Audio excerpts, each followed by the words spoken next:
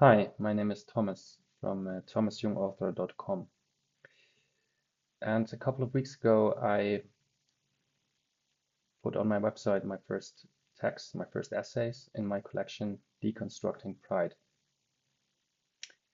in which I'm trying to challenge some of the main ideas, surrounding gay culture and the gay identity.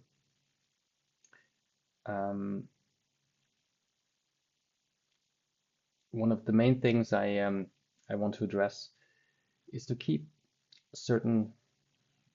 hold on to certain distinctions.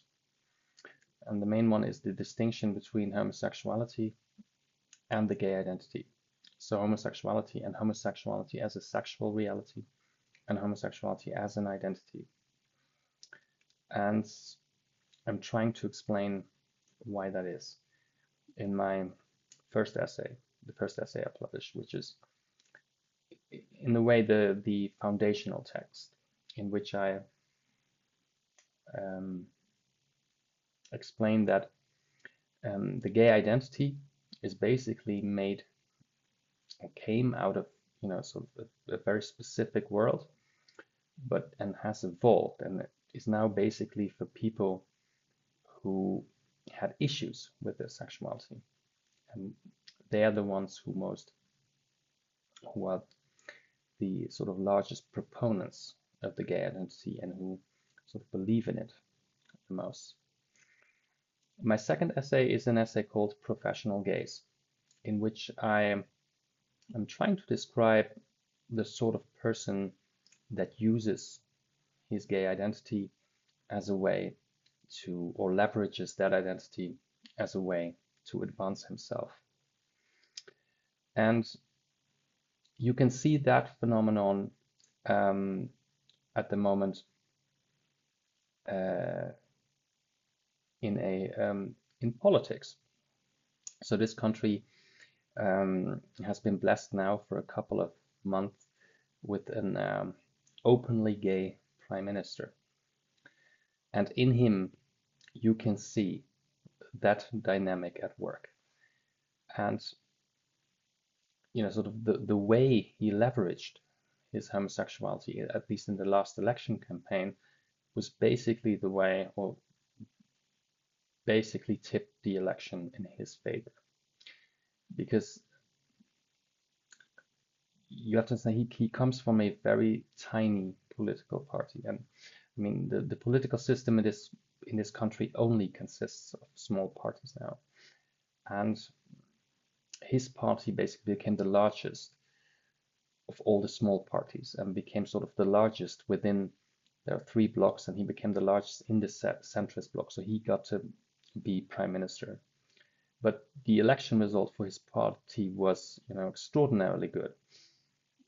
And the way he achieved that success was not because of some sort of real political campaign he launched, but part of his political campaign was that he went on certain entertainment TV shows in which he talked a lot about his private life as a gay man, and especially a lot about his boyfriend, their relationship, and stuff like that.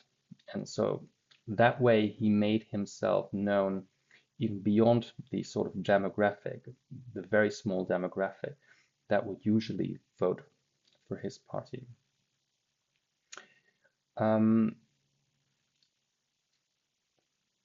So he won the election, and now he got to be prime minister.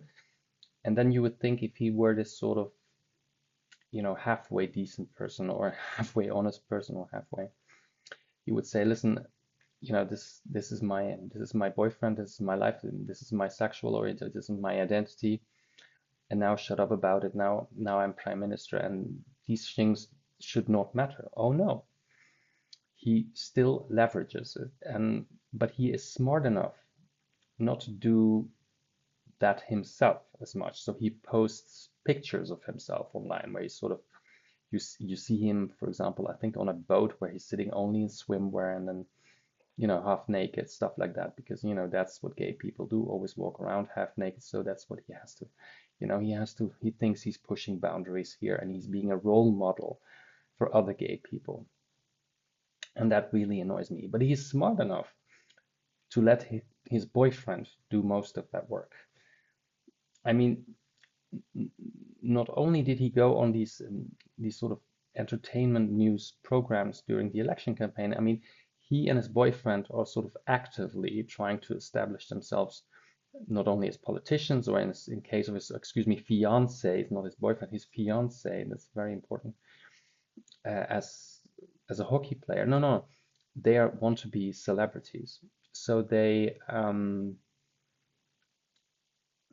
did a collaboration with with another a woman celebrity in this country, which is also a very sort of powerful figure in the entertainment industry. And a couple of years ago, she published a gay magazine, which is one of these gay magazines, if you're familiar with them, that basically only show ads of very sort of luxurious products, and the interviews and the articles are sort of,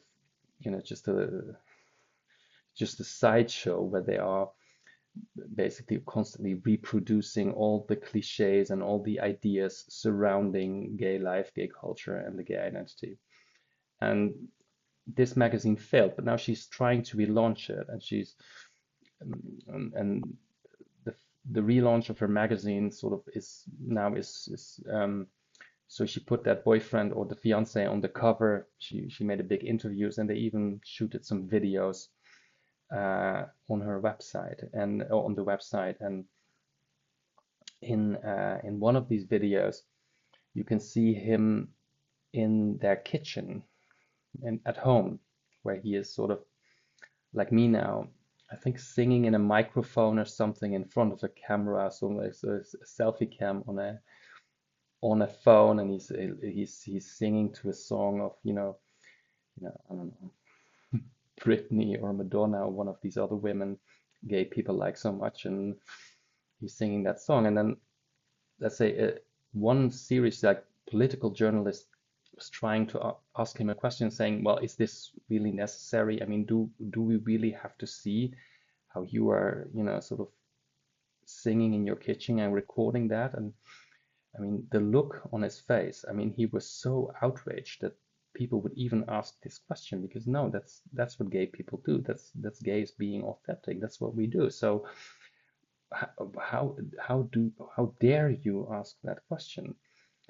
So, and here you can see the sort of the tactics, sort of the professional gay people use. So first they rub their lifestyle in people's faces, because that's what they're basically doing, and which is not also according to any traditions in this country. This is something really of the ordinary, and nobody dares to criticize this, except that journalist who said, "Well, isn't this maybe a little too much?